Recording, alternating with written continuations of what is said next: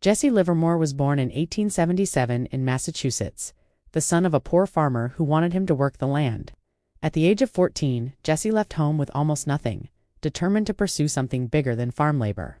He took a job in a Boston brokerage office where he ran quotes on a chalkboard, and soon discovered he had a natural talent for recognizing patterns in stock prices. He began trading in so-called bucket shops, storefront operations where people wagered on stock price moves without actually owning shares.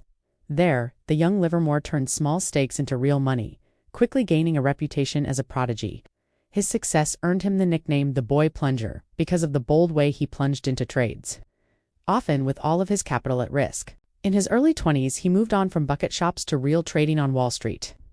Livermore's first great triumph came during the Panic of 1907, as banks collapsed and markets spiraled downward. He shorted aggressively, wagering millions that stock prices would fall, while others were ruined. He profited to the tune of $3 million, equivalent to hundreds of millions today. His success was so significant that J.P. Morgan himself reportedly asked him to stop shorting in order to help stabilize markets. That moment established Livermore as a genius speculator.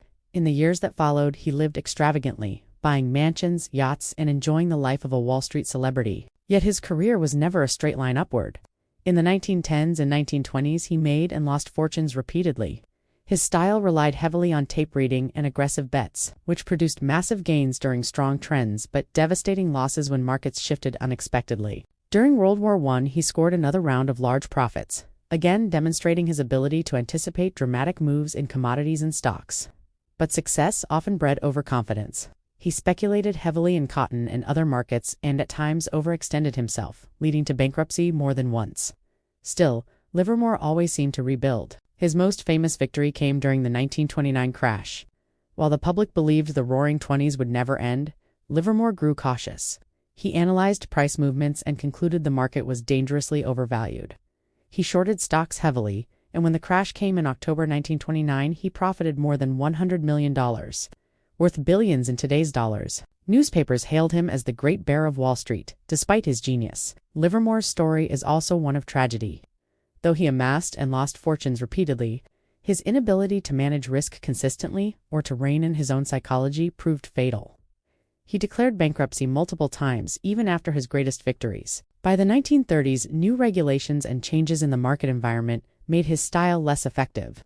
Personally, he struggled with depression, and in 1940 he ended his life at the age of 63.